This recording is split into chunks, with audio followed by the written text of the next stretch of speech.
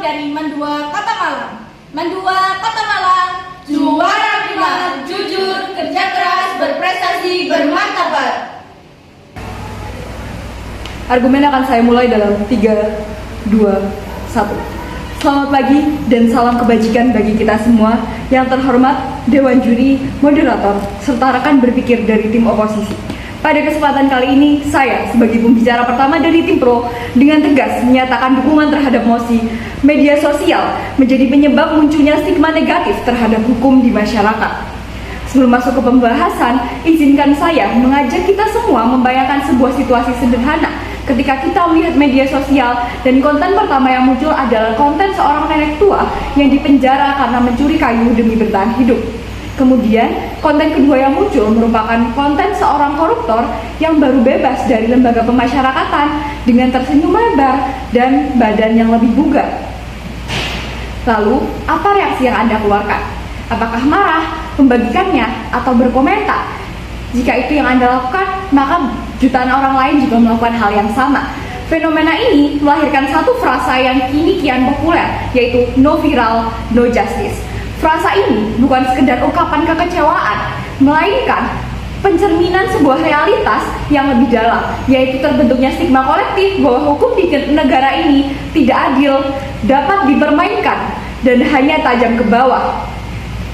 Sebelum melangkah lebih jauh, izinkan saya mendefinisikan beberapa istilah kunci. Media sosial didefinisikan sebagai platform digital interaktif yang memungkinkan penyebaran informasi secara masif dan instan tanpa proses kurasi editorial yang ketat. Sementara itu, stigma negatif terhadap hukum adalah persepsi kolektif masyarakat yang memandang hukum itu sendiri sebagai sesuatu yang tidak adil, tidak dapat dipercaya, dan tidak berjalan sebagaimana mestinya. Kemudian, mengapa perdebatan ini perlu dilakukan, Dewan Juri? Perdebatan ini membahas mosi tentang hukum, dan fondasi dari sebuah negara itu adalah hukum. Indonesia adalah negara hukum serta negara demokratis, dan demokrasi mensyaratkan adanya kepercayaan publik bukan hanya kepada pimpinan, melainkan juga kepada sistem hukum yang menjamin keadilan bagi seluruh warga negaranya. Tanpa kepercayaan terhadap hukum, demokrasi hanya akan menjadi prosedur kosong tanpa makna. Lalu, mengapa ini mengerikan, Dewan Juri?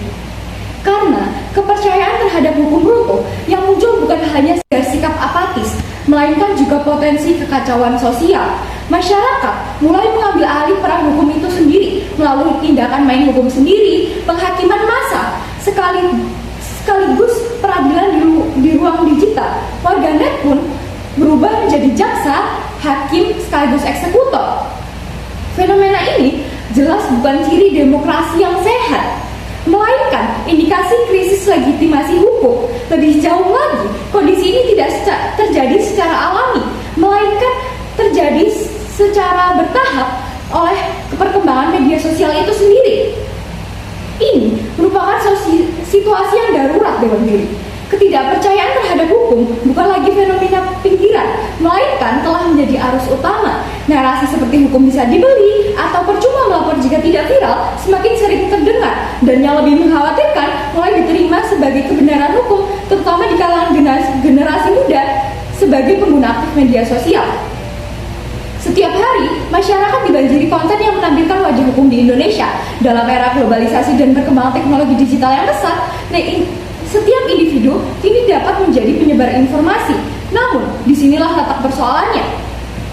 Media sosial tidak bekerja berdasarkan kebenaran, melainkan berdasarkan tingkat keterlibatan atau engagement.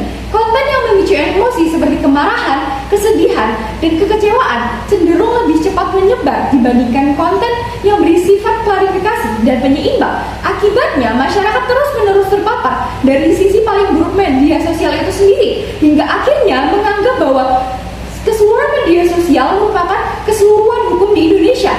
Kami tidak menutup mata bahwa stigma ini juga berakar pada realitas yang memang ada.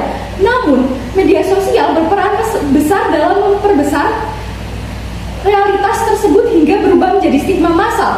Untuk memahami bagaimana proses ini terjadi, ada beberapa hal mendasar yang perlu kita cermati. Yang pertama, hukum bukanlah kebenaran mutlak. hukum merupakan hasil konstruksi manusia yang lahir dari proses sosial dan politik, sehingga tidak terlepas dari kemungkinan kesalahan. Ketika satu putusan hukum dianggap tidak adil dan menjadi viral, maka masyarakat cenderung melakukan generalisasi, seolah-olah seluruh sistem hukum juga tidak adil. Yang kedua, hukum merupakan produk yang tidak sepenuhnya netral karena dapat dipengaruhi oleh berbagai kepentingan. Fenomena tajam ke bawah dan tumpul ke atas merupakan salah satu dari contohnya. Dalam prakteknya itu sendiri,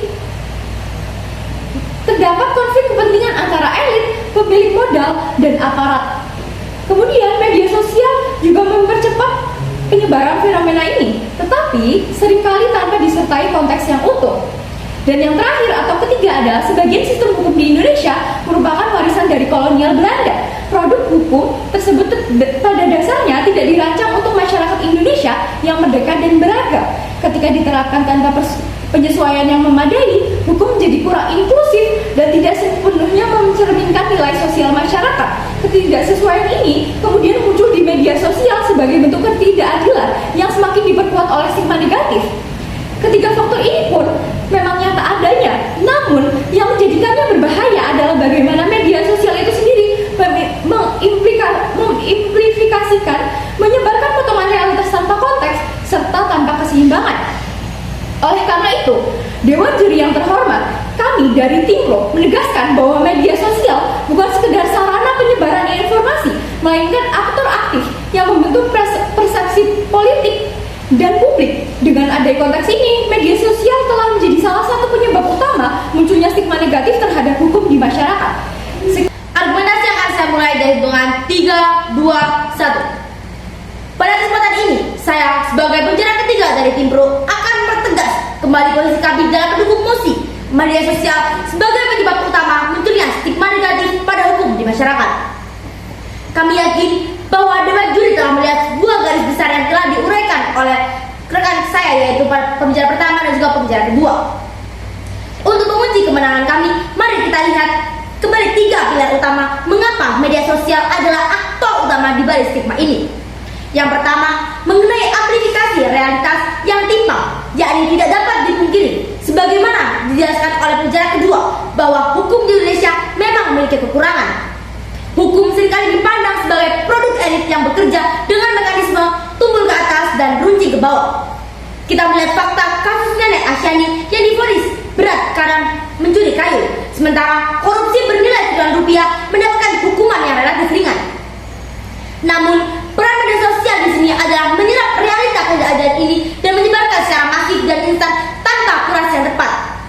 Seperti disampaikan oleh pembicara pertama, media sosial tidak bekerja berdasarkan kebenaran, melainkan berdasarkan engagement. Akibatnya, kasus-kasus tidak adil individual ini digenerasikan oleh masyarakat menjadi stigma bahwa setiap hukum adalah busuk. Tanpa kecepatan dan kekuatan penyebaran media sosial, ketidakadilan tersebut mungkin hanya menjadi suatu saat, bukan stigma kolektif yang menetap. Yang kedua, media sosial sebagai penghambat rehabilitasi kepercayaan. Poin ini adalah poin paling krusial yang telah disampaikan oleh pembicara kedua. Secara logika, jika ada kesalahan, seharusnya ada ruang untuk koreksi dan pemulihan. Namun, media sosial hadir dengan mekanisme algoritma yang menciptakan trust isu pada masyarakat. Algoritma terus memutar ingatan pada kasus-kasus lama, terus menyampaikan berita buruk di laman jurnal kita, dan menggelapkan berita positif atau proses perbaikan hukum. Fenomena ini membuat luka kekecewaan masyarakat tidak akan pernah kering. Masyarakat terjebak dalam lingkaran negatif yang membuat mereka tidak bisa lagi mempercayai aparat penegak hukum. Bagaimanapun upaya perbaikannya, disinilah media sosial berperan aktif mencegah kepercayaan itu pulih. Yang ketiga, terjadinya distorsi logika hukum dan manipulasi. Pembicara pertama telah mengingatkan kita pada pentingnya demokrasi yang mensyaratkan kepercayaan publik. Namun, media sosial telah melahirkan paradigma baru yang berbahaya, yakni no viral, no justice, yang artinya adalah hukum taji. Masyarakat mulai menilai sebuah kasus serius atau tidak berdasarkan viralitas di media sosial, bukan berdasarkan aspek yuridis.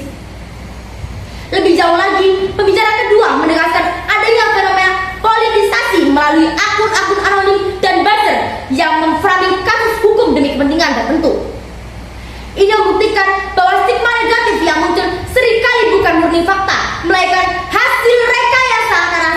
hoaks yang disebarluaskan di ruang digital. Media sosial telah dijadikan senjata untuk membunuh karakter institusi hukum. Dewan juri yang terhormat, dari seluruh uraian logis yang telah dipaparkan, kesimpulan kami jelas. Meskipun hukum di negeri ini belum sempurna dan memiliki cara bawaan, namun media sosiallah yang berperan sebagai katalisator utama. Media sosial yang mencegah kepercayaan itu pulih melalui algoritmanya.